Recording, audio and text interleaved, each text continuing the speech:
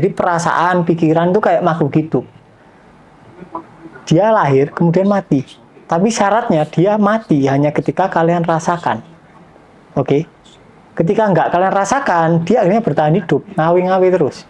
Sini, rasakan aku, biar aku nggak mati. Artinya ketika kalian sampai dihina orang nih, misal body shaming, terus kalian merasa rasanya nggak enak, entah di dada, entah di mana, perasaannya nggak enak, kemudian kalian melawan, memanipulasi, nggak apa-apa, kan aku kaya meskipun aku elek, misal gitu ya, manipulasinya. Tapi kan itu akhirnya kependem kan, karena kalian nggak mau merasakan perasaan kalian secara total. Akhirnya dia akan ngawi-ngawi lagi.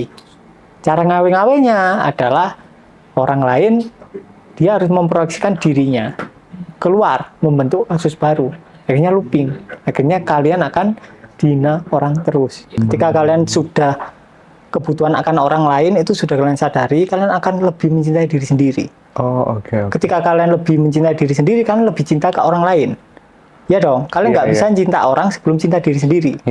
Dan cinta hanya mereka ketika kebutuhan nggak ada.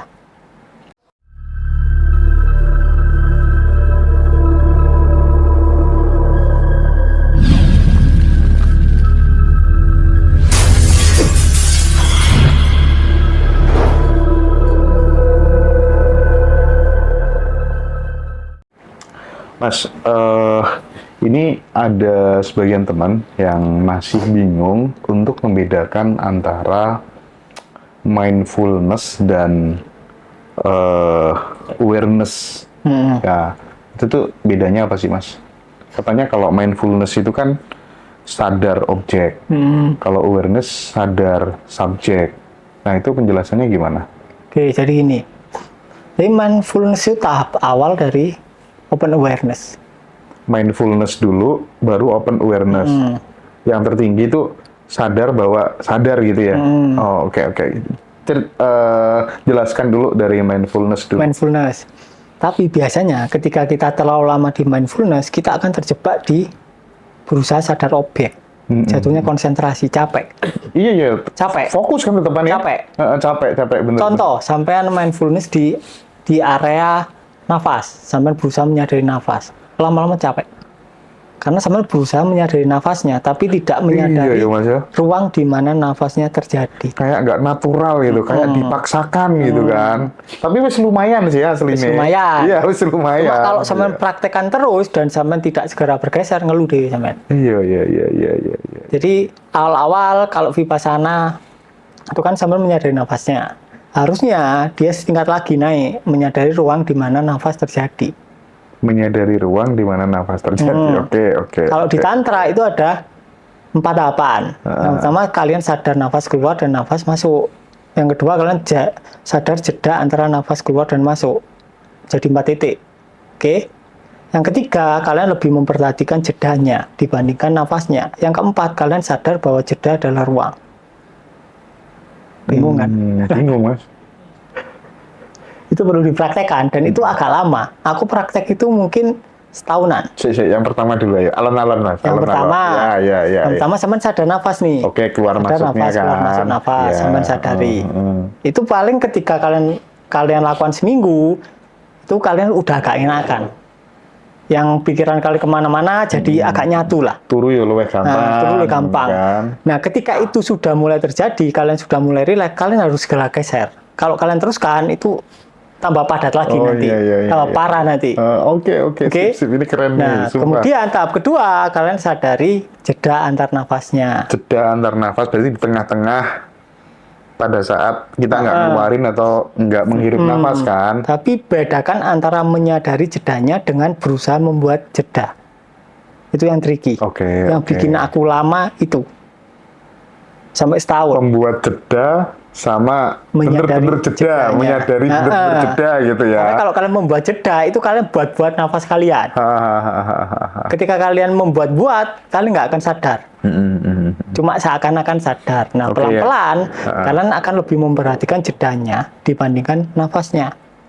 Nanti pelan-pelan lagi ruangnya akan tersadari bahwa jeda sebetulnya adalah ruang.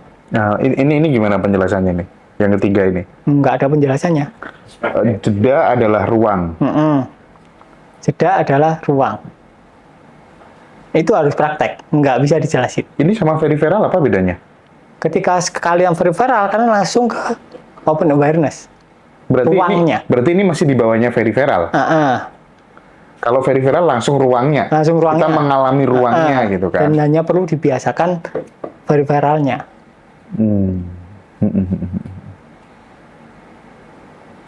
Oke.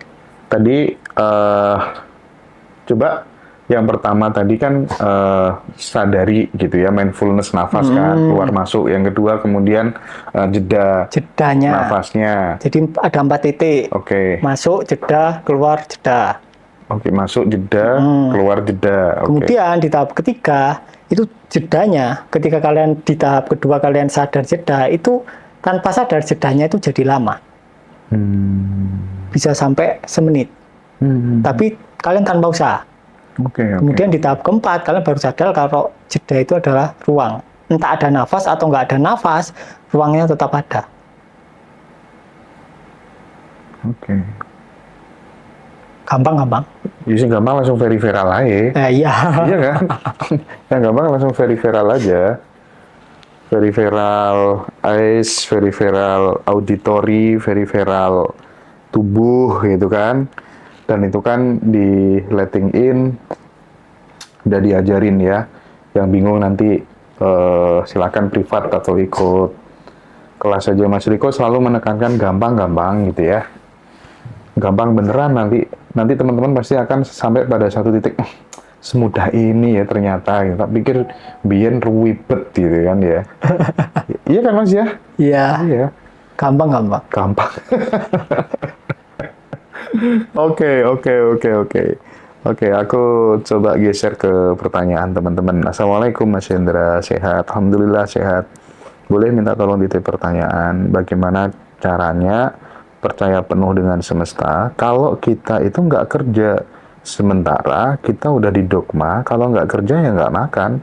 Terima kasih banyak sebelumnya Mas Hendra. Ini teman dari ini Bu Sama Nur Aini mungkin ya. Jadi rumahnya kalau nggak salah di Jakarta lah ya. Gimana Mas? Oke, jadi gini, dogmanya masyarakat itu bilang bahwa kalau nggak kerja kita nggak dapat uang. Ya kan? Itu dogma utama. Dan banyak orang nggak kerja tapi uangnya banyak. Ya. Banyak juga orang kerja uangnya dikit. Oke, iya. Contohnya Bapak Joko. Atau inilah, tak ceritani dulu kisahku lah. Ini, kan aku jarang-jarang ceritakan. Jadi mamaku itu seneng banget beli strawberry Korea itu loh. Kalau di Bali di Pepito, kalau di Surabaya mungkin papaya. Kalau di mana itu? Di Malang biasanya di Superindo. Itu kan harganya 400-an kan. Mungkin zaman dulu 300-an, sekarang 400-an. Nah, karena aku anak pertanian, aku tahu itu harganya aslinya cuma 30.000. Nah, aku nggak nyaman dong, ya kan?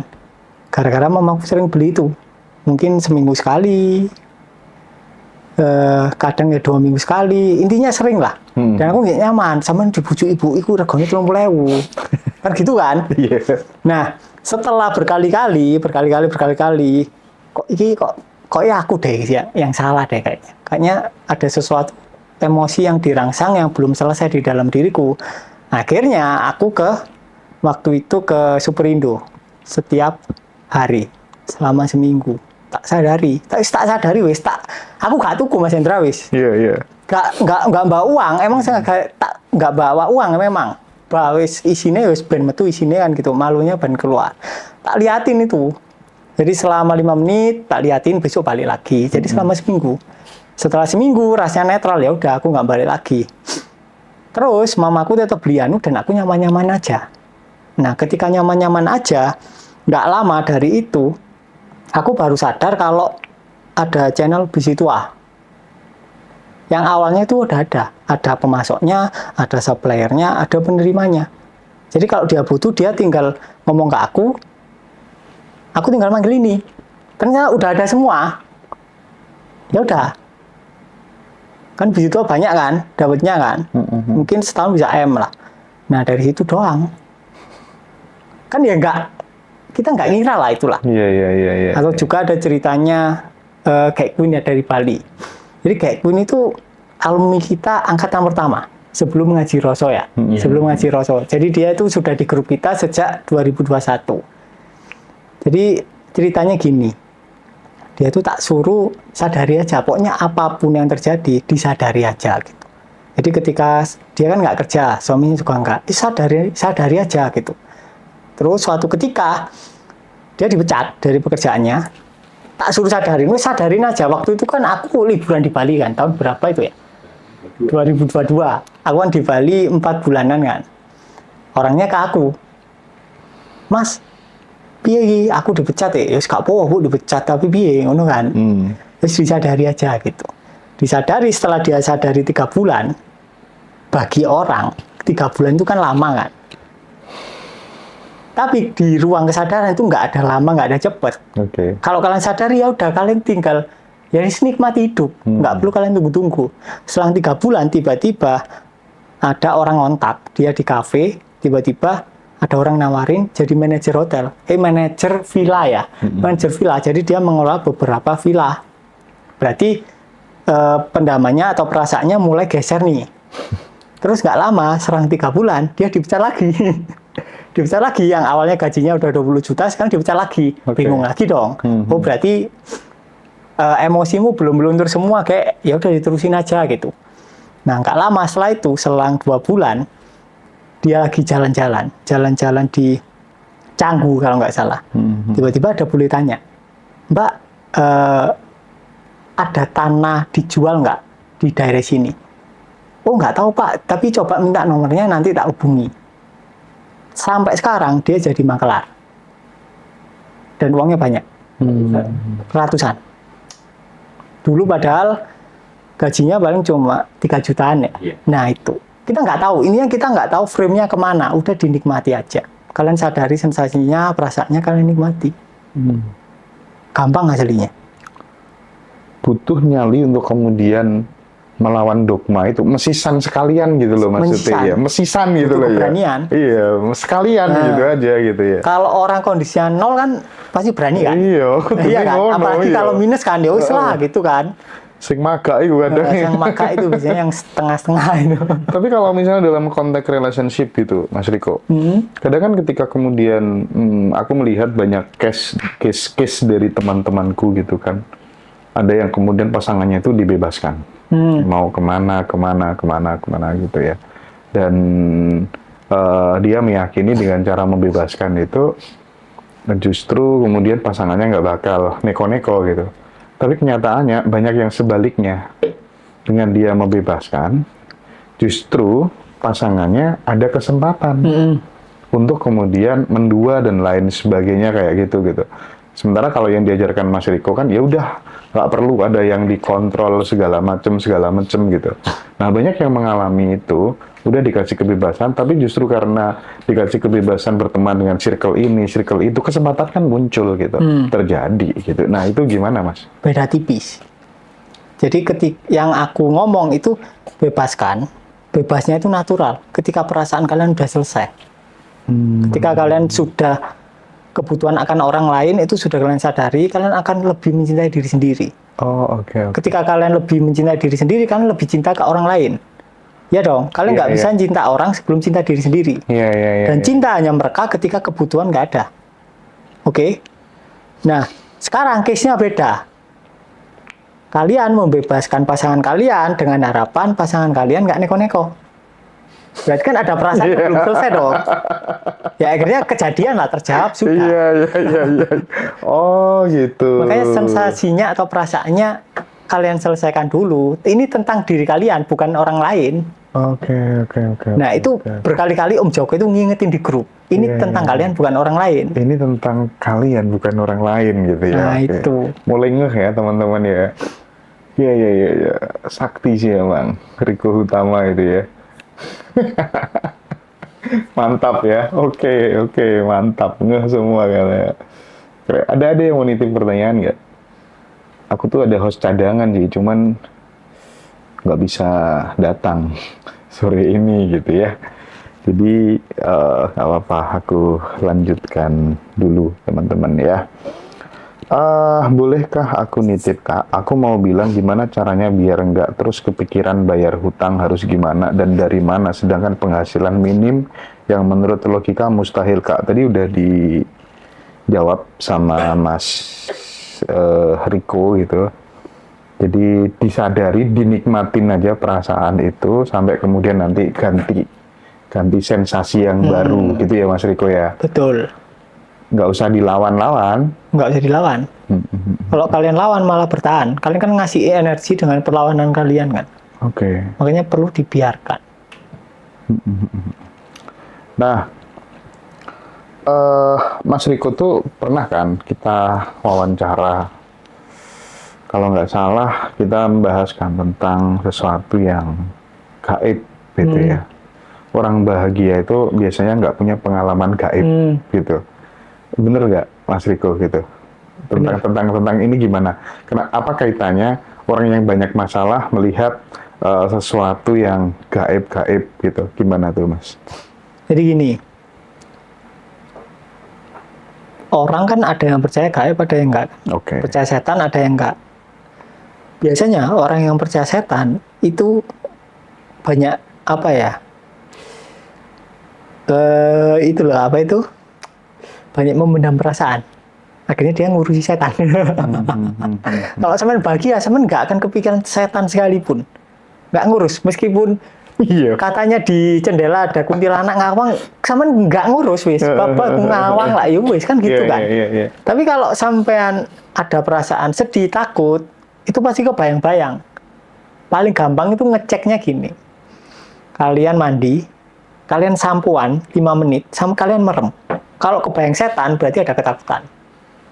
Kalau nggak kebayang, berarti aman. Ya kan? Oke.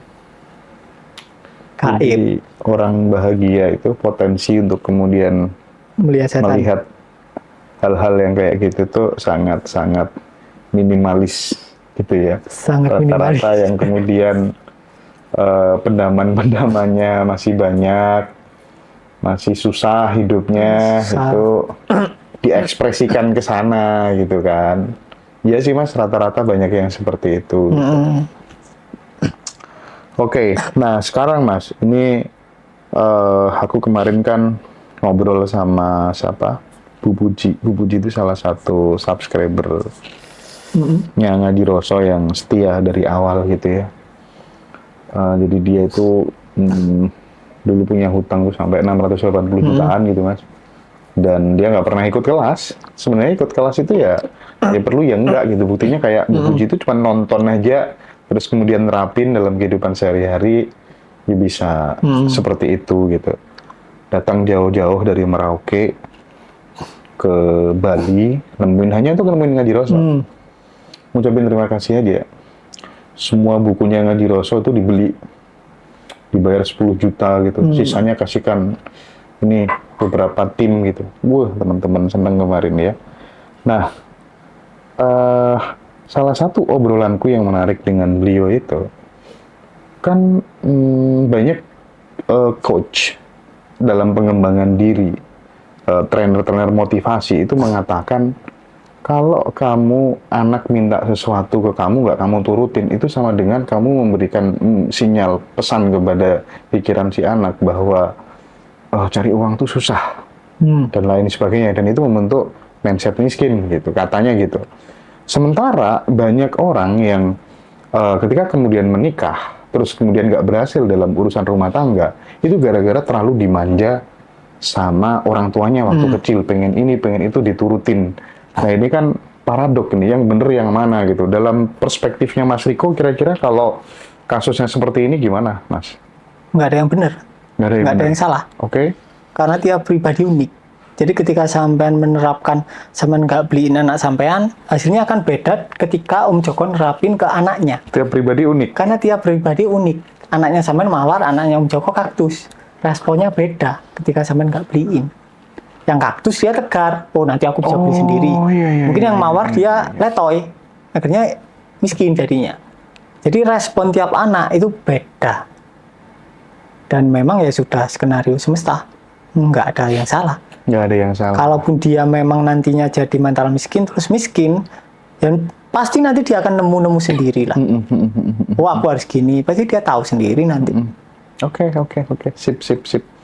Jadi apapun pilihan sikap yang diberikan oleh orang tuanya, ya nggak bisa terus kemudian hasilnya digeneralisasikan tuh nggak bisa. Nggak bisa. Karena kepribadian, karakternya anak itu beda-beda. Beda-beda. Ya, gitulah. Intinya jangan terlalu serius sih, memang jalanin hidup ya Mas. Iya, main-main aja. Iya, main-main. Bersenda gurau. Iya, gitu ya. main-main terus tiba-tiba punya 100 Bitcoin kan enak. Iya. Main-main kemana Mas Taib?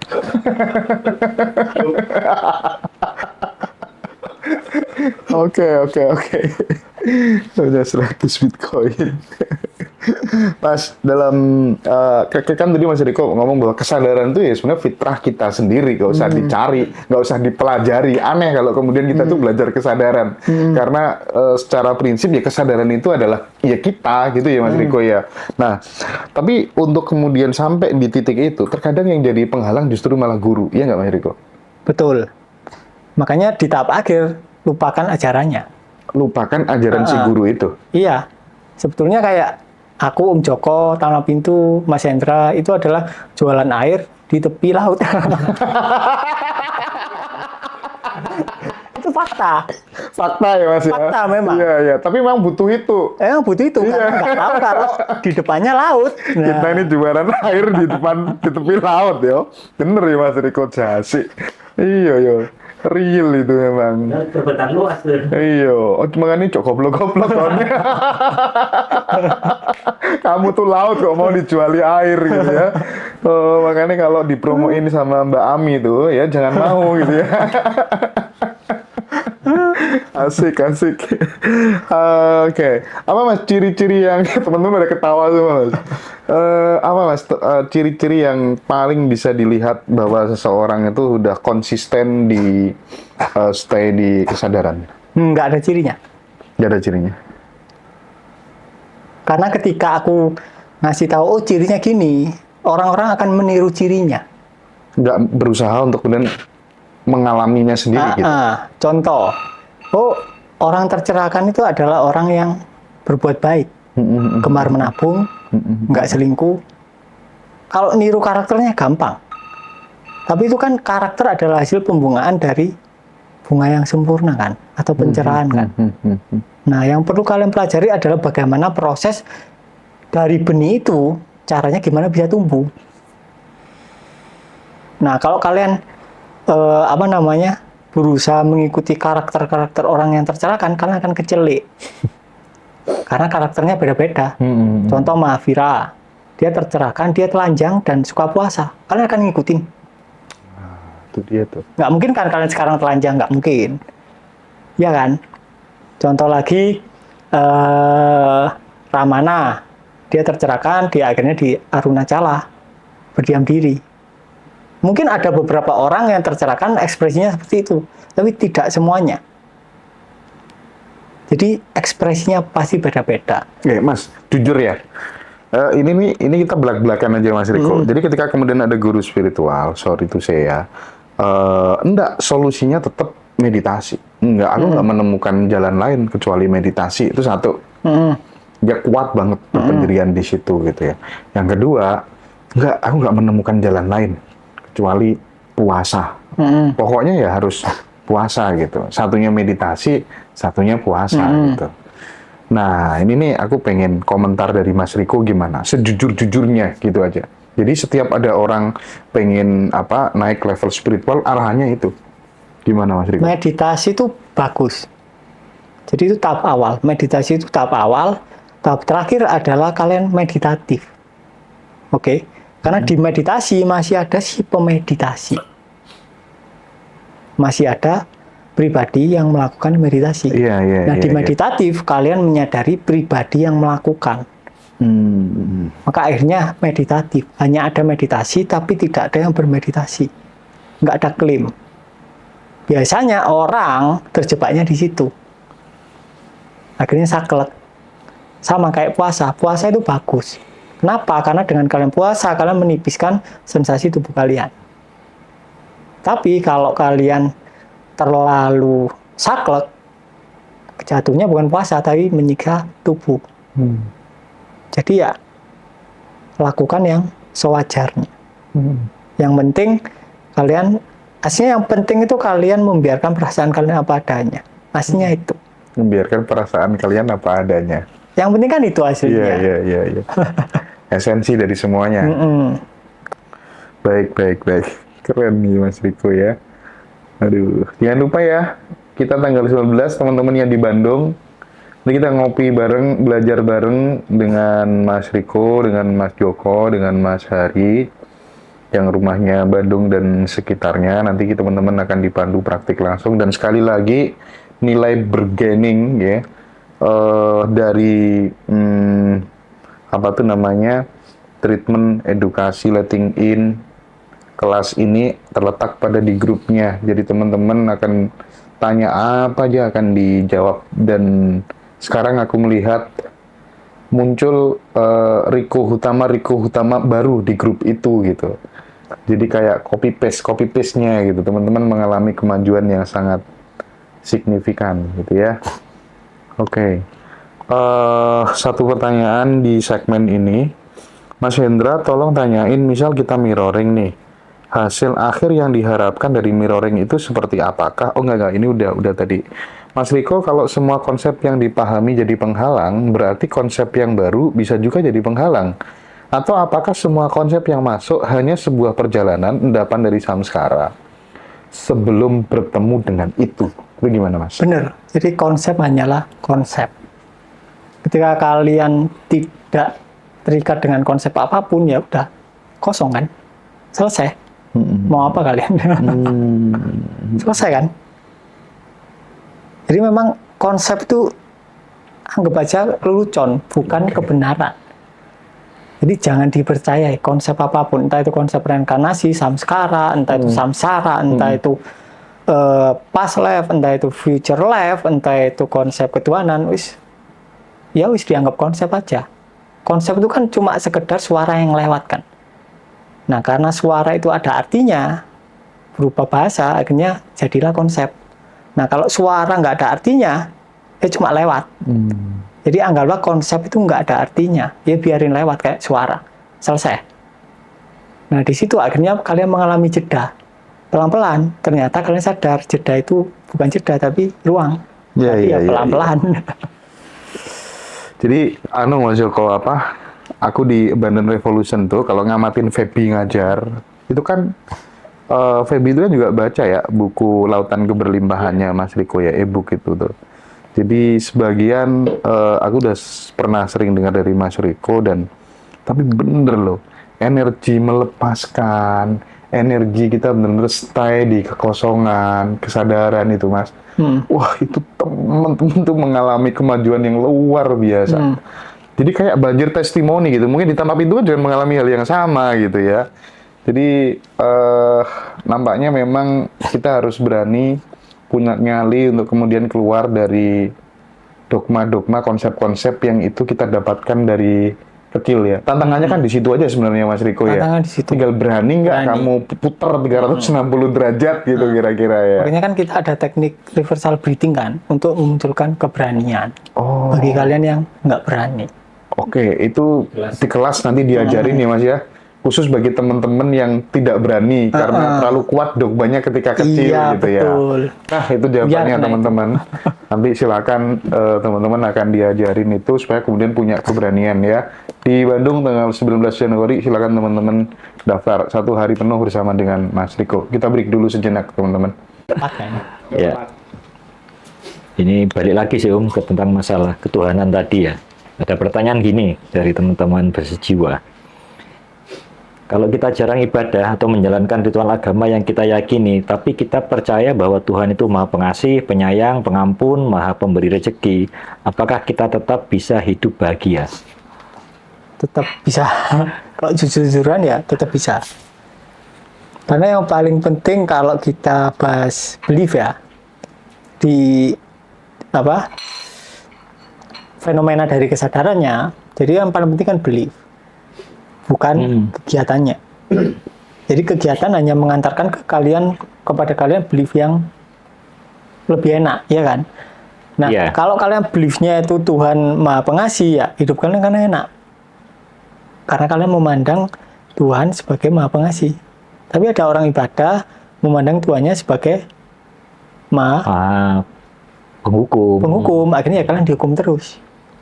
Iya. Ya kan? Itu kan dualitas kan. Jadi nama Tuhan itu ada dua, Maha Penghukum, Maha Pengasih. Terserah kalian mau percaya yang mana. Iya. Ya kan? Nah, kalau di luar itu ya kalian sadari dua-duanya. Kalau dari konteks pertanyaan ini kayaknya kan ini ada kayak harus ibadah, harus menjalankan ritual agama. Berarti dia harus menyadari sponsornya ya. Sponsornya ketakutan kan. Ketakutan kan. Nah, karena selama ini kan kadang kita menyangka bahwa harus gini untuk biar dapat ini kan gitu ya. Dapat ini, ya kan. Padahal kalian lahir ya nggak harus gini. Yang gini kan orang tua kalian. Oke. Jadi buat teman-teman, buat ini ya kita harus sadari dulu sponsor-sponsornya ya. Sponsor-sponsor. Bukan hanya sekedar percaya bahwa Tuhan itu Maha Pengasih gitu. Maksudnya sponsornya itu ketika kalian beribadah, tapi ibadahnya itu gara-gara kalian takut dihukum ya. Kalian sadari dulu takutnya. Mungkin setelah rasa takutnya hilang, kalian akan lebih rajin ibadah. Tapi ibadahnya bukan berdasarkan sponsor rasa takut, tapi rasa cinta kasih. Di situ udah sangat berbeda jauh. Oke? Jadi ini bukan masalah kalian ibadah atau enggak. Oke? Jadi masalah sponsor dari ibadahnya. Iya. Kalau kalian sponsor ibadahnya itu gara-gara takut neraka ya, kalian perlu sadari. Ketika kalian sadari ya akhirnya sponsornya jadi cinta kasih. Termasuk bisa ibadah biar dikatakan dapat surga juga tanpa harus. sponsor. Iya, iya. Ya kan, cinta kasih kan bisa dikatakan juga tanpa sponsor kan. Iya. Kan nggak ada sponsornya. Kalau cinta kasih sponsor apa? Kalian kan nggak ngarep apa-apa, nggak takut apa-apa, tapi kalian tetap beribadah. Nggak ada masalah. Termasuk sponsor ibadah biar dapat surga. Nah, Itu harus disadari juga. itu kan ada kaitannya sama rasa takut. Oke. Ya. Kalau ada neraka, ada surga. Kalau salah satu nggak ada ya, satunya nggak ada. Ya, ini lanjutannya ya. Ini tolong dibenerin pertanyaannya kalau salah ya. Manusia dan Tuhan itu satu. Berarti kalau kita berdoa kepada Tuhan yang benar gimana? Karena kan selama ini kita berdoa, kita seolah-olah terpisah dengan Tuhan. Tuhan apa ketuhanan sebenarnya? Sekarang gini, yang ada itu hanya ketuhanan. Manusia itu nggak ada. Manusia itu hanya gerakan dari ketuhanan. Artinya, aslinya ketika kalian doa, yang berdoa itu nggak ada. Hanya ada doa. Oke? Nggak ada modus ya? Nggak ada modus. Yang bermodus juga nggak ada. Yang berdoa juga nggak ada. Hanya sebatas doa yang mengalir. Nah, itu bagus. Nah, itu yang dikatakan ketika ketuhanan menyembah dirinya sendiri. Karena yang berdoa adalah ya itu sendiri. Ketuhanan yang menyembah dirinya sendiri. Iya kan? Di ranah makrifat kan itu kan, ketuhanan menyembah dirinya sendiri. Itu bukan manusia yang menyembah, tapi ketuhanan. Makanya nggak ada yang dari kita pun yang bisa mengklaim. Iya. Terus gimana dengan orang yang jahat misalnya? Nah, itu ketuhanan juga atau posisinya gimana? Ya ketuhanan. Ketuhanan. Ya nggak bisa dipisah. Meskipun pikiranku ingin bisa ya, aslinya nggak bisa dipisah. Mau dipisah gimana? Karena manusia berusaha memisah, akhirnya muncullah setan. Oh, yang jahat ini asalnya dari setan. Ya, akhirnya malah ruwet. Akhirnya dunia menjadi keseriusan karena ada setan.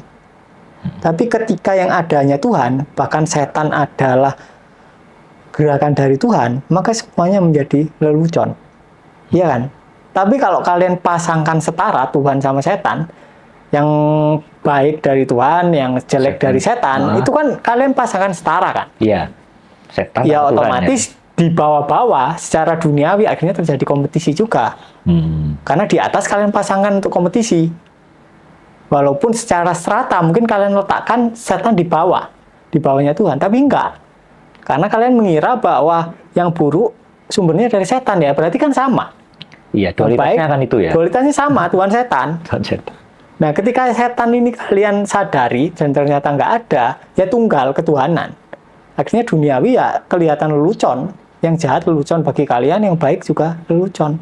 Panggung sandiwara. Iya. Nah, kalau dihubungkan sama letting in yang sering Om Riko bilang itu kan sebenarnya ketika kita melihat orang itu jahat atau orang koruptor gitu, itu kan kita sadari diri kita sendiri.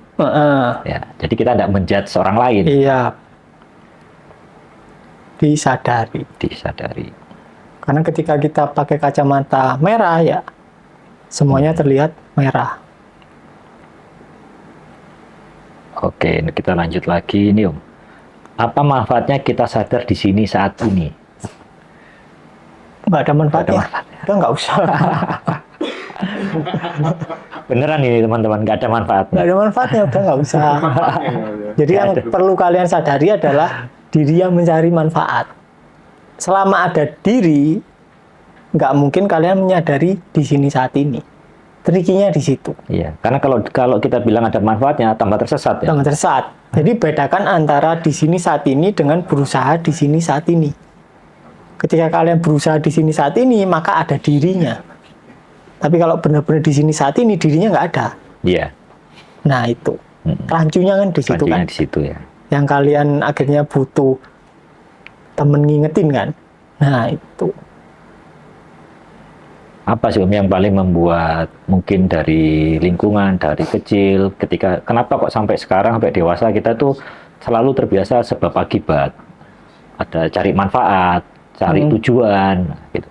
Sebenarnya dogma apa atau pola pendidikan apa yang membuat kita itu terjebak selalu ke target, selalu ke tujuan, keinginan kayak gitu. Karena ketika kecil semua bayi merasa orang tuanya nggak tulus. Oh, padahal itu tidak terucap ya? Nggak terucap. Nggak terucap, memang nggak terucap. Tapi secara bawah sadar kalian merasa seperti itu. Gitu ya? Kalian hanya mendapatkan cinta ketika bla bla bla bla. Iya kan? Iya. Itu aslinya dogma pertama yang tertanam secara tanpa sadar. Dan itu kebawa. Pasti ke bawah. Itu pola yang hampir semua orang kejadian. Iya. Akhirnya ketika dewasa ya akhirnya sebab akibat. Oh, biar aku gini, aku harus gini. Aku harus biar dicintai orang, aku harus gini. Biar Akhirnya bahagia aku harus dapat ini. Harus ini. Nah itu. Hasilnya dari situ. Oke. Nah, di seminar Letting In, ini salah satu pembahasan yang paling seru kan. Kita bahasnya bisa berbulan-bulan ini. Ya, karena terkaitan sama orang tua ini dalam ya, nggak semua orang berani awalnya. Kan, tekniknya konyol kan hasilnya. Ya, tekniknya konyol. Tapi yang lebih penting diskusinya ya. Prakteknya mungkin kelihatan konyol, tapi diskusinya, pendampingannya bisa sebulan 2 bulan bahas ini doang. Gitu.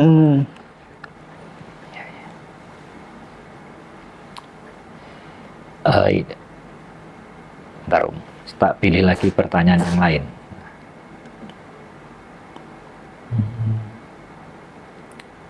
Apa ya?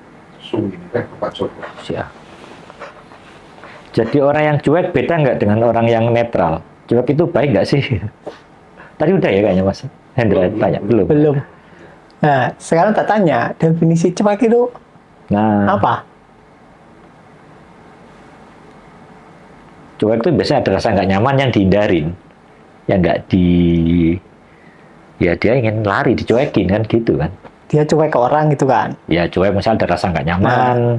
Hasilnya itu kan yang tahu kalian sendiri kan? Kalian tanya ke aku ya aku nggak tahu. Iya benar. Mas cuek ini bener atau enggak ya nggak tahu. Kalau rasanya nggak enak ya kalian sadari kan gitu kan? Jadi yang penting adalah rasanya, bukan labelnya. Jadi yang pasti cuek beda dengan netral ya? Beda.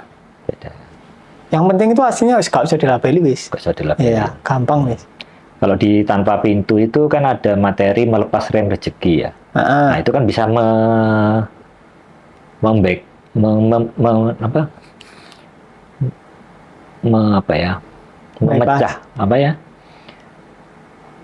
membuat kita tahu sebenarnya apa sih rasa-rasa itu, sponsornya apa gitu ya. Rasa-rasanya itu apa aja. Nah, di breakdown. Rasa-rasanya ya. Itu penting banget loh teman-teman. Penting itu. Cuman kadang butuh keberanian memang. Karena biasanya ada sensasi yang ke arah kanan, sensasi lain ke arah kiri, akhirnya tarik-tarian. Tarik-tarian. Jadi terus terakhir ini ya. Kita udah berapa menit ini? Kenapa mayoritas manusia lupa bahwa diri sejatinya sudah berkelimpahan? Ya, karena waktu kecil ada beberapa kejadian fenomena yang membuat dia yakin kalau dia kekurangan. Kalau dari kecil dia nggak ada kejadian yang membuat kepalanya berkonklusi kalau aku kurang sesuatu, ya sampai sekarang dia kaya. Makanya yang kaya semakin kaya, yang miskin semakin miskin. Betul itu. Kaya makin kaya. Kalau orang miskin berusaha kaya, berarti dia sedang mengabadikan Kemiskinan. dirinya yang miskin. Melegitimasi bahwa dirinya miskin. Iya kan? Iya. Semakin dia berusaha kaya, semakin dia miskin. Karena dia sedang membenarkan bahwa dia miskin. Iya. Makanya backfire kan di situ kan. Bayar. Yang kaya makin kaya, yang miskin makin miskin. Nah, itu. Termasuk yang naik turun ya. Mungkin sekarang dapat rezeki banyak, omset naik 100%, atau bulan kemudian turun lagi gitu. Itu. Sama. Sama aja. Itu salah satu efeknya ya. Salah satu efeknya. Efek rasa kekurangan. Rasa kekurangan. Karena ini tak lihat agak tricky ya. Jadi banyak teman-teman tuh kadang, wah kita bersyukur nanti biar hidup kita bahagia. Itu kan termasuk ada sebuah ada sebuah tujuan ya. Kalau orangnya dari awal udah kaya, dia bersyukur tambah kaya. Tapi kalau miskin, bersyukur tambah miskin. Kenapa? Karena bersyukur kalian adalah hasil reaksi dari perasaan kalian yang merasa miskin. Berarti kalian sedang membenarkan kalau kalian miskin. Akhirnya ya kalian miskin beneran, tambah miskin. Tambah miskin. Iya. Bersyukur oleh. Lah iya, sing miskin terus gimana, Om? Ya, disadari sensasinya, dibiarkan sensasinya apa adanya. Ketika dibiarkan, lama-lama ganti. Tiba-tiba secara natural muncul syukur yang tidak diupayakan, baru benar. Itu gampang hasilnya. Ya. Iya. Afirmasi apa visualisasi juga tidak membantu ya. Kalau orang kaya afirmasi makin kaya. Kalau orang miskin ya makin miskin meskipun afirmasinya kaya. Nah, ini yang merasa miskin pasti tambah kayak didelep-delep ya. Ya ini waktu yang nyadari ya. Waktu yang cepat, waktu yang tepat ini. Itu yang tepat. Oke. Ganti Mas Yo. Lanjut Mas. Ya, oke. Ini trial. Ya. Ini pendatang baru. Ya, pendatang Fresh ini, pertanyaan fresh. Dari Tuban. Ya, dari dia subscriber masih SMA dia. Oh, alah. Iya, masih SMA, tapi badannya udah ini. Ini namanya Mas Yohan. Silakan curhat-curhat apa gitu. Coba.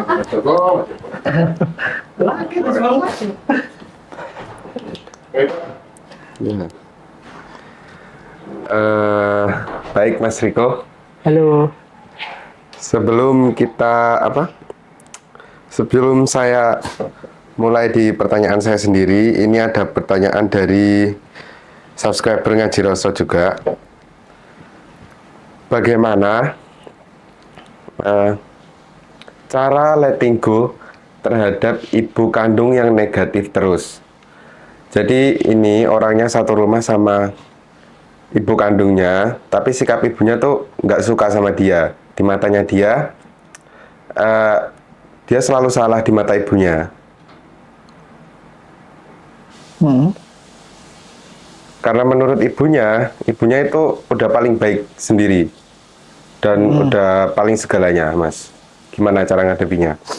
Cara ngadepinya ya nggak usah dihadepin. Jadi ini tentang diri kalian sendiri, bukan tentang ibu kalian. Jadi ketika kalian merasa nggak nyaman sama tingkah laku ibu kalian, bukan kalian malah berusaha merubah ibu kalian, tapi sadari rasa tidak nyaman kalian. Entah nanti tayangan ibunya berubah ataupun nggak berubah, kalian tetap bahagia. Iya kan? Mending gitu kan? Daripada kalian berusaha merubah, nanti ibunya berubah, tapi kalian tetap nggak bahagia. Tapi biasanya ketika kalian sadari rasa nggak nyaman, ibunya tiba-tiba berubah. Kebanyakan gitu. Mungkin. Oke? Mungkin. Maybe. Jadi, kata-kata yang paling jujur itu adalah mungkin. Karena tidak ada yang pasti. Jadi maybe. Mungkin kalian akan kaya, mungkin enggak. Mungkin kalian akan miskin, mungkin enggak. Enggak ada yang tahu. Mungkin kalian akan cerai, atau mungkin enggak. Mungkin kalian akan menikah, atau mungkin enggak. Iya kan? Iya. Jadi mungkin ini mengandung kata yang sangat powerful menurutku. Karena apa? Ketika kalian mungkin, kalian cuma main-main. Main-main. Iya kan? Mungkin kan? Kalian nggak kepikiran wis, kalau mungkin. Ya. Tapi kalau sampean dibilang gini, Mas, nanti kamu umur 25 pasti mati, kepikiran kamu sudah. Kalau aku cuma bilang, Mas, kamu kayaknya umur 25 mungkin mati. Kayak lalu doang kan. Iya. Tapi biasanya gitu mati beneran. Jadi itu mungkin lebih ini, kata mungkin itu lebih, kebanyakan orang tercerahkan itu pasti lebih suka memakai kata mungkin. Contohnya Mahavira, dia menjawab kalimat pertanyaan apapun pasti dijawab mungkin. Sepertinya ya mungkin, ya karena nggak ada yang tahu Nggak ada ke yang depannya gimana. Belum pasti. Jadi yang pasti adalah disadari perasaannya sekarang apa, ya itu disadari. Kalau nanti ibunya atau berubah atau enggak ya nggak ada yang tahu. Yang penting kalian bahagia terlepas dari ibunya berubah ataupun tidak. Langsung kita lanjut pertanyaan selanjutnya yang ini saya rasa ada sedikit terpaut dengan pertanyaan saya juga. Bagaimana melepas kemelekatan, Mas? Apakah ada teknik atau tools yang bisa dipraktekkan? Sekarang tertanya, yang melekat siapa? Kita melekat kepada orang yang kita sayang. Kita yang mana? Eh,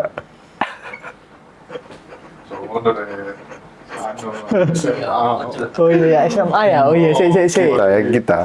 Jadi ini, melekat itu apa sih aslinya? Nggak, sampean pahamnya melekat itu apa? Kayak Kandil. Buat apa? Melekat itu apa? Butuh kan? Rasa butuh kan? iya betul. Nah, butuh itu kan labelnya, bahasanya kan. Sensasi aslinya kayak gimana? Nah, itu yang sampean sadari. Ketika sampean sadari, kemelekatannya hilang, termasuk diri yang melekat juga hilang. Karena diri yang melekat aslinya nggak ada, cuma ada kemelekatan, tapi tidak ada diri yang melekat. Melekat. Gampang. Misal sampean lagi ngidi sama cewek, ya udah disadari sensasinya. Biasanya nggak lama ceweknya ngejar balik, karena sampean nggak needy. Ketika sampean nggak needy, interaksi sampean jadi bagus ke ceweknya, nggak over, nggak tiap jam sampean tanya lagi ngapain, otomatis nggak gitu. Tapi ketika sampean needy, sampean akan itu pengaruh ke pola chattingnya kan. Termasuk pengaruh ke pola PDKT, ke pola pendekatan, dan lain-lain. Tapi ketika kalian sadari rasa butuhnya, kemudian kalian mulai mencintai diri sendiri, otomatis kalian nggak butuh orang lain, pola komunikasi kalian akan ganti sendiri. Di situ, cewek banyak yang tertarik. Iya kan? Sebenarnya kan soal cewek kan, hasilnya kan? Tanya langsung. Tips bagus nih buat yang masih jomblo. Tips yang masih jomblo. Ya ini tips bagus yang buat jomblo masnya. Mantap itu. Ini ada pertanyaan lagi, Mas. Dari subscriber Ngaji Rasa juga pernah dengar DNA manusia itu sudah berlimpah. Bagaimana cara mengembangkannya? Terima kasih. Ya, disadari diri yang ingin mengembangkan. Karena itu akan berkembang sendiri, bukan dalam kendali kalian. Ya kan? Kalian kan nggak bisa ngendaliin detak jantung kan? Oke, kalau kalian bisa ngendaliin detak jantung, Ya. terus kinerja peristaltik usus, lambung, baru dah kalian ngomongin mengendalikan DNA. Berarti berkembang sendiri. Berkembang sendiri, disadari rasa kekurangannya. Gampang itu. Gampang. Ini Mas, perbedaan antara pelarian dan perayaan. Pelarian sama perayaan. Ya. Kalau orang lari ya nggak bisa merayakan, kan dia lari. Jadi kalau orang merayakan pasti dia tidak sedang lari. Oke, jadi yang dirayakan itu bisa berbagai hal. Kesedihan bisa dirayakan, kebahagiaan bisa dirayakan. Tapi orang yang menolak kesedihan, dia tidak bisa merayakan kesedihan. Otomatis dia juga tidak bisa merayakan kebahagiaan. Karena kesedihan itu adalah ombak, kemudian muncul kebahagiaan. Itu kan ombak yang silih berganti kan, kayak matahari yang terbit dan tenggelam. Kalau kalian sibuk melawan matahari yang tenggelam, kalian akan pindah-pindah negara, sibuk sendiri. Akhirnya kalian tidak melihat matahari yang sedang terbit. Kalau kesedihan dirayakan itu maksudnya gimana? Dibiarkan apa adanya. Dibiarkan apa adanya. Itu perayaan. Jadi bukan kalian, perayaan itu bukan dalam artian kalian joget-joget, enggak. Perayaan itu kalian membiarkan perasaan kalian apa adanya. Itu arti perayaan. Ini selanjutnya pertanyaan dari saya sendiri. Gimana Mas cara menghilangkan rasa sakit yang timbul akibat mungkin cacian dari orang lain, kayak yang bisa bikin kita overthinking. Contohnya kayak ada yang mungkin body shaming, oh kamu gundul, kamu hitam, gendut gitu. Itu kan pasti akan membekas sebuah luka yang dalam, maksudnya nggak kelihatan fisik, cuma ada di hati. Itu gimana cara bisa nerima dan bisa hilang? Dirasakan total perasaannya. Ketika kesampean nggak, jadi gini, jadi perasaan, pikiran itu kayak makhluk hidup. Dia lahir, kemudian mati. Tapi syaratnya dia mati hanya ketika kalian rasakan. Oke? Ketika nggak kalian rasakan, dia akhirnya bertahan hidup, ngawi-ngawi terus. Sini, rasakno aku, biar aku nggak mati. Artinya ketika kalian sampai dihina orang nih, misal body shaming, terus kalian merasa rasanya nggak enak, entah di dada, entah di mana, perasaannya nggak enak. Kemudian kalian melawan, memanipulasi, nggak apa-apa, kan aku kaya meskipun aku elek, misal gitu ya, manipulasinya. Tapi kan itu akhirnya kependem kan, karena kalian nggak mau merasakan perasaan kalian secara total. Akhirnya dia akan ngawi-ngawi lagi. Cara ngawi-ngawinya adalah orang lain, dia harus memproyeksikan dirinya keluar, membentuk kasus baru. Akhirnya looping. Akhirnya kalian akan dihina orang terus. Sama kayak orang ketipu, kalau dia belum menyadari rasa tertipunya, ya dia akan ketipu terus. Karena perasaan yang tidak nyaman akibat ditipu itu menuntut untuk dirasakan. Sehingga dia bisa mati. Kemudian lahir perasaan yang baru. Berarti semakin kita merasakan rasa sakit itu, semakin cepat juga rasa sakit itu hilang. Betul. Lanjut lagi pertanyaan berikutnya. Cara full happy dalam kondisi apapun. Cara full happy dalam kondisi apapun. Ya. Jadi happy, bahagia itu kan masih ranah dualitas. Kalian nggak bisa bahagia terus, oke? Oke. Jadi ini memang agak menampar-nampar, karena kebanyakan orang menjanjikan hanya kebahagiaan tanpa ada kesedihan. Padahal nggak mungkin. Kalau ada bahagia ya ada sedih. Kalau sedih nggak ada, ya kebahagiaan nggak mungkin ada, karena nggak ada kontrasnya. Kontras tadi kembali ke Oke. kontras. Jadi yang paling benar adalah kalian dalam nuansa perayaan setiap saat, itu baru benar. Meskipun sedih, kalian tetap damai. Meskipun bahagia, ya kalian nggak terpengaruh dengan kebahagiaannya. Kalian tetap damai. Nah, ini yang dikatakan kebahagiaan tanpa syarat atau cinta tanpa sebab. Jadi kalian tidak terpengaruh dengan tayangan objektif, entah itu kesedihan ataupun kebahagiaan. Nah, ini yang dikatakan sebagai jana. Surga. Di luar dualitas baik dan buruk, positif dan negatif. Rasanya, kalau kita bilang rasanya lebih enak daripada bahagia. Oke. Jadi memang rasanya akan kalau kita kita ibaratkan rasanya dualitas itu mungkin kayak teh tawar. Ditetesi madu 1 sendok, kan manis. Ya. Nah, rasa non dualitas itu manisnya mungkin jutaan kali lipat. Kalau bisa di quantity. Tapi sayang sekali itu tidak bisa di quantity. Jadi memang secara rasa, bukan rasa objektif ya, tapi rasa subjektif itu Tak terhingga. ya kalian rasakan sendiri. Ketika kalian merasakan, yang merasakan nggak ada. Nah, itu paradoksnya.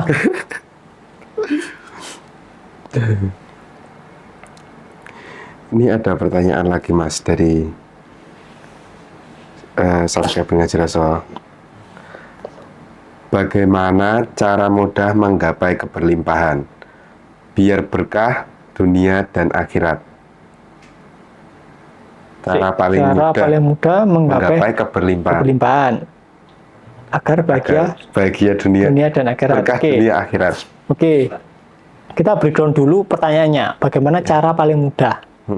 Kemungkinan besar orangnya sedang di posisi apatis. Apatis. Ya kan? Dia merasa tidak berdaya. Makanya pertanyaannya adalah bagaimana cara paling mudah? Biasanya gitu. Biasanya lo ya. Biasanya. Maybe. Maybe. Ya kan? Ya. Jelasnya kita nggak tahu. Orangnya doang yang tahu kan. Jadi ya solusinya ya sadari rasa kekurangannya. Sama yang tadi dibilang Om Joko. Kalau di Tanpa Pintu mungkin ada nge-breakdown frame rezeki. Nah, kalau mau langsung ya disadari aja perasaan kurangnya. Jadi yang paling penting di situ. Disadari yang ingin hasil cepat. Sensasi kan itu aslinya.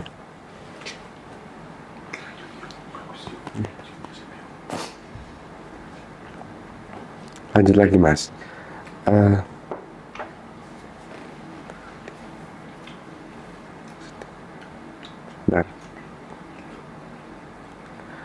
Ada istilah anak dan istri pesan paling presisi. Itu maksudnya gimana? Anak dan istri Pesan paling presisi. Nah, itu Ya, kata-katanya pesan Bapak paling Joko presisi. itu. Jadi istri dan anak itu adalah pesan paling presisi. Ya. Karena kalian banyak bergaulnya itu pasti dengan istri dan anak. Iya kan? Makanya cara paling efektif semesta untuk mengingatkan kalian adalah lewat anak dan istri kalian. Kalau kalian ada pendaman kebencian, istri kalian dan anak kalian akan bertingkah untuk memicu kebencian kalian keluar ke permukaan untuk disadari. Kalau kalian menyimpan kemarahan, ya istri kalian akan buat gara-gara. Jadi, istri kalian bertingkah seperti itu karena kalian ada kemarahan. Kalau nggak ada, ya nggak ada yang dirangsang, nggak ada pesannya, ya istri kalian berubah sendiri. Itu. Jadi ini tentang diri kalian masing-masing. Bukan tentang orang lain.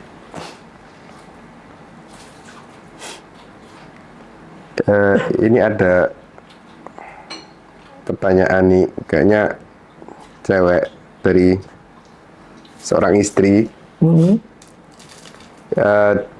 Dia ingin mengajak suaminya berkesadaran spiritual, sedangkan suaminya sudah fanatik dengan satu agama beserta belief-beliefnya.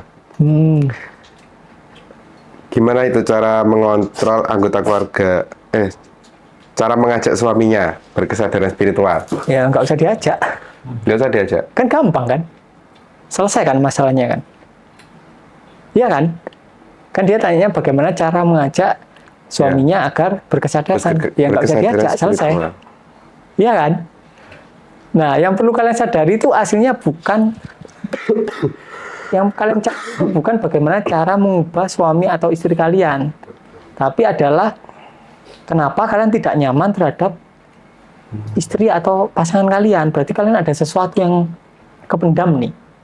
Nah, itu yang perlu kalian selesaikan. Kalau orang lain ya urusannya orang lain. Itu kalau dalam ranah praktek letting in. Jadi ya, kan pasti ketika kita ingin mengubah orang lain, berarti kita ada sesuatu rasa yang nggak nyaman terhadap beberapa karakter orang itu kan. Nah, sekarang tak tanya, masalahnya di orang itu atau di diri kita yang merasa tidak nyaman? Kan pasti masalahnya ada di sumbernya adalah diri kita yang nggak nyaman kan. Kalau kita ingin merubah orang lain ya kita pasti menderita. Karena nggak semua orang mau dirubah. Nah itu. Sekarang pilihannya kalian mau menderita atau enggak. Gitu dong. Karena kebanyakan orang ini, terutama kalau Om Joko bilang sih biasanya orang tua sih, ego orang tua. Ego orang tua. Ego orang tua. Biasanya ketika dia tidak nyaman sama anaknya, dia nyalain anaknya. Anaknya yang diikutin letting in, mamanya nggak mau. Ego orang tua biasanya gitu. Dan nggak cuma ego orang tua, ada juga namanya ego istri atau ego suami. Karena kita sibuk menyalahkan orang lain. Ketika kita menyalahkan orang lain, berarti kita sedang memposisikan diri kita sebagai korban. Selesai. Dan hidup kita semakin semrawut.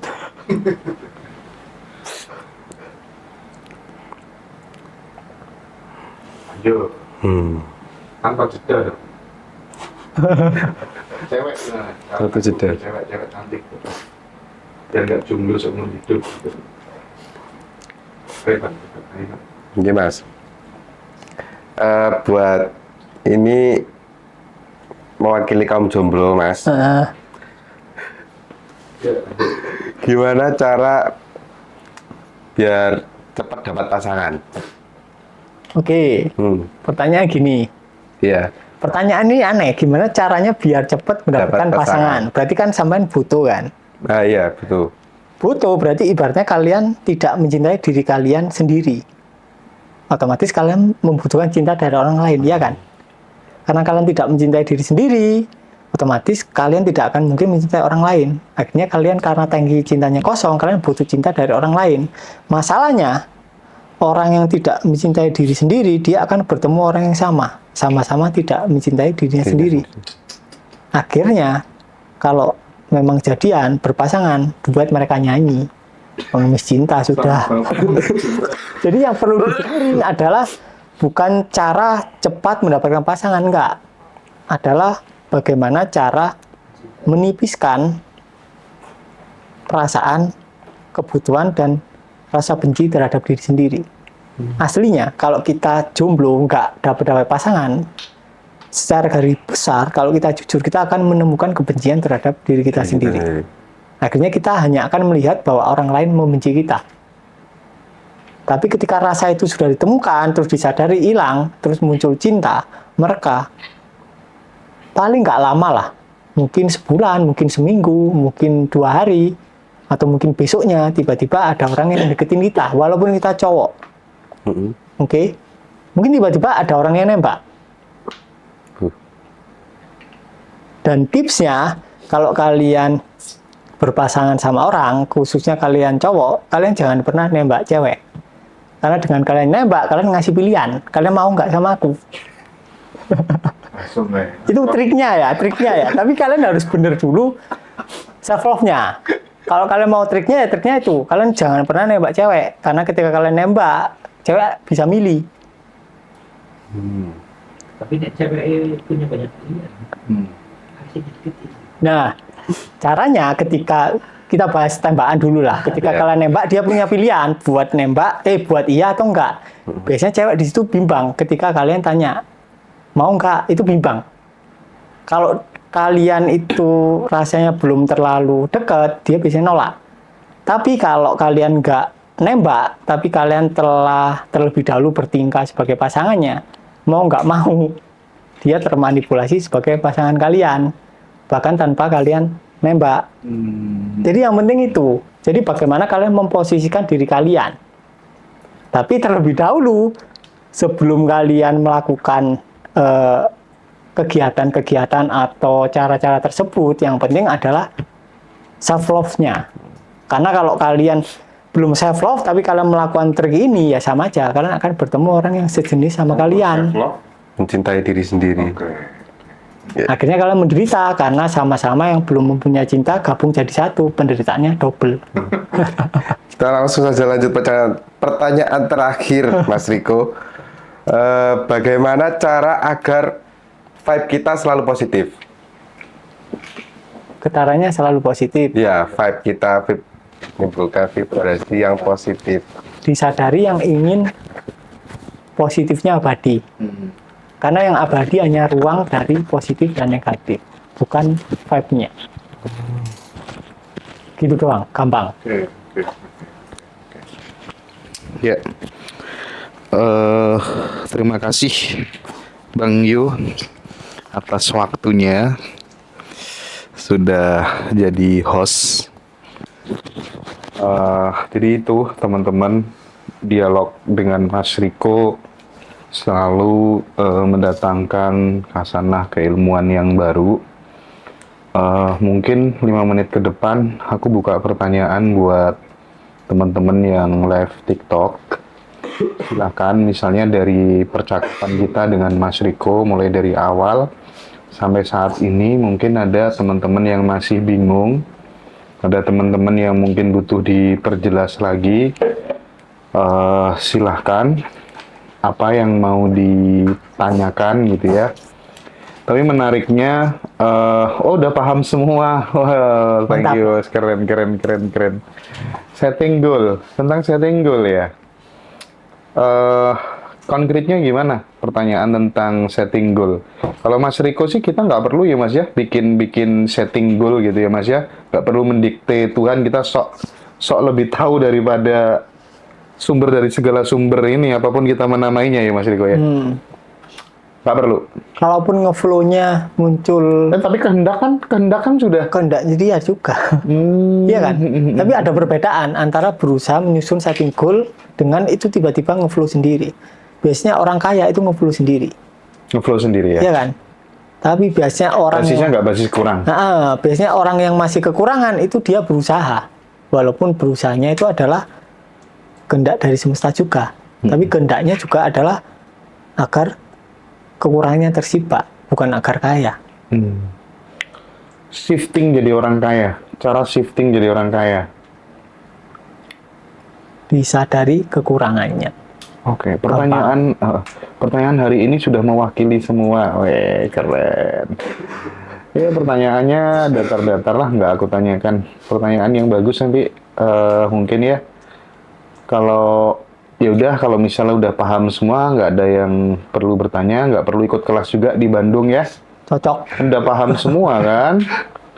Sama kita ini jual air di depan di tepi laut katanya Mas Riko. Jadi kadang ya kalau di angen-angen itu orang belajar spiritual sama guru ABC itu kayak apa tuh namanya, jam arloji kita, jam tangan kita itu dipinjem sama guru spiritualnya terus kita disuruh beli gitu. Kan banyak fenomena kayak gitu ya nggak sih kira-kira? Cuma kayak gitu. Tapi kan kebanyakan dari mereka kan nggak jujur kan. Mereka kayak semacam menjual sesuatu yang belum peserta miliki. Benar. Tapi kalau kita benar-benar jujur, semua peserta itu udah punya. Kita Semua peserta menjual udah sesuatu yang mereka sudah punya. Ya aslinya kita cuma bertugas mengingatkan kalau kalian sudah punya. Iya. Itu doang aslinya. Cuman ngingetin aja ya Cuma Mas ya. ingetin. Dirimu udah punya gitu. Iya, nanti diupload di YouTube teman-teman ya. Ruang antara nafas dan jeda tadi gimana Mas? Tolong diulang dikit lagi gitu. Ruang antara nafas dan jeda. Ruang antara nafas dan jeda. Yang mungkin itu tadi Jeda. ya. apa? Jadi ketika Jeda, kalian nafas. praktek, jeda itu akan kalian pahami secara aktual ya. Ternyata jeda itu bukan jeda, tapi ruang. Nah itu Ruang. kalian perlu praktek. Oh iya, udah paham semuanya karena di grup alumni itu udah dibahas secara total. Jadi untungnya teman-teman yang join di kelas Letting In itu nanti langsung secara otomatis gabung di grup alumni itu 24 jam aktif, dan Mas Riko secara flowing, Mas Hari dan Mas Joko selalu mendampingi teman-teman untuk bertumbuh. Pertanyaan apa aja ada jawabannya di sana.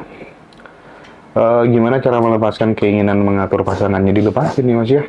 Ya disadari keinginannya. Jadi kan keinginan itu kan cuma permukaan kan. Berarti kan aslinya ada ketakutan kan. Di balik keinginan ingin mengatur. Oke. Ketika- Sponsornya ketakutan itu tadi. Ketika keinginannya kalian sadari, kalian akan sampai di sensasi rasa takut. Wah keren, udah paham semua Mas, udah nggak ada yang bertanya Mas ini. Cocok gitu. Ya, oke. Oke deh, terakhir ya, gimana cara mencintai diri sendiri Mas Riko dari teman-teman? Ya mencintai diri sendiri adalah ketika kalian bisa menerima perasaan dan pikiran kalian. Otomatis kalian hadir sebagai kesadaran. Jadi nama lain dari kesadaran adalah cinta. Cinta. Yes. Oke.